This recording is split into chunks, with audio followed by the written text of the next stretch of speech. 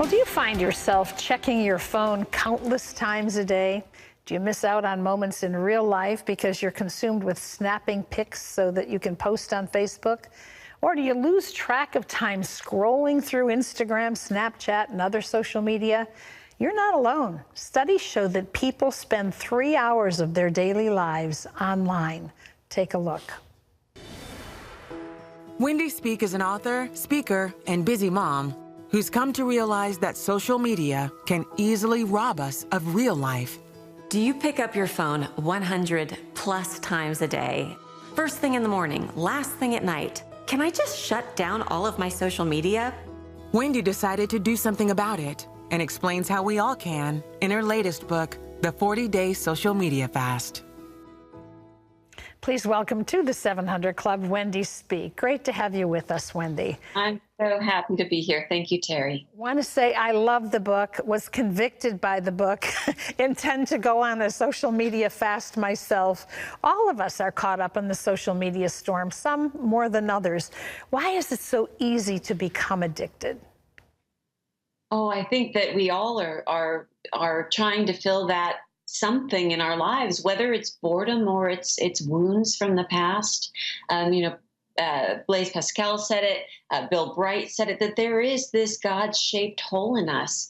And I think that we spend our days, even committed Christians, looking to take a little bit of the edge off, whether we do it with a leftover brownie or 7 in the afternoon, or a glass of wine as soon as it's 5 o'clock somewhere, or scrolling through social media countless times throughout the day. And maybe it's not social media, maybe it's YouTube, maybe it's online shopping. I think that maybe even phone fast is more than social media fast is what we're after. It's just putting down the screens and lifting up our eyes. I think so many of us are feeling down, and maybe it's because we're looking down so much. Bowed over, but not in prayer. Well, and people are even having neck issues and shoulder issues because of this. When did you realize it was a huge problem in your own life? You know, a little bit of backstory is I was actually ministering to a group of moms who were struggling with anger. And one day, just off the cuff, but when I say off the cuff, you know that the Lord was doing something. I said, what would happen if we fasted from sugar for 40 days? And that's really where the story starts, is about 8 years ago, we started this annual 40-day sugar fast. And what we discovered is sugar was sort of like the hook. It was the invitation. It was the doorway through which we invited God into our lives in a very intimate way to meet our deep needs. And during the 40-day fast, he would look around and say, thanks for the sugar, but I never asked for a sugar sacrifice.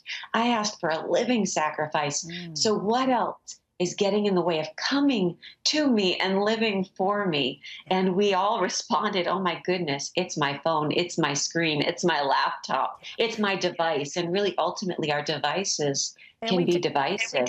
We don't like to think of it as an addiction, but truly, it is difficult to stop. It wasn't enough to just stop your social media habits. You decided to replace them, and you kind of have to do that if you're getting rid of an addiction, don't you? How did you do it? Well, you know, that's really if you're talking about food addiction or alcohol addiction, you're doing a very literal replace, right? I'm going to stop eating what's unhealthy and I'm going to start consuming what is healthy. But when you're fasting, the difference between a diet and a fast is instead of changing what you're eating or changing what you're consuming with your eyes, your affection, your attention, you're replacing that by increasing your hunger, awakening your hunger for Christ, turning to him, not just with prayer, but opening up his word, enjoying the sweetness of his presence. And so when we fast from social media, it's not just a digital detox.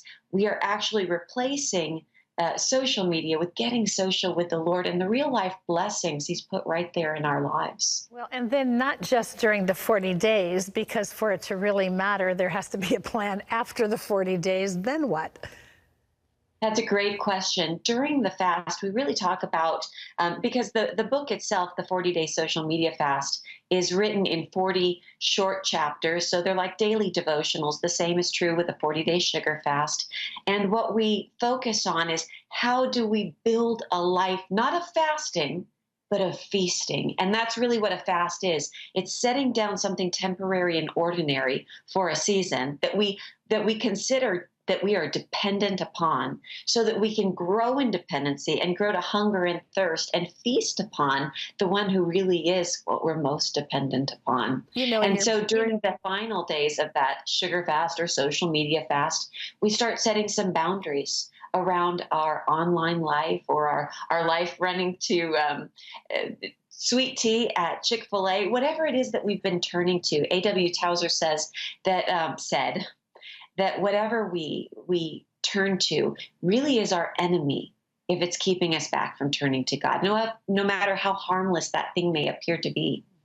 We haven't had time to touch on it, but Wendy also talks in the book, The 40-Day Social Media Fast, about how she became so much more aware of people around her and how God was not only willing, but calling her to be an impact, a person of import in their lives. It's a wonderful book. It's very thought-provoking. Wendy, thank you. It's called The 40-Day Social Media Fast. It's available wherever books are sold. I know you're going to enjoy it, and most of us need to read this. Thanks, Wendy. So nice to talk with you.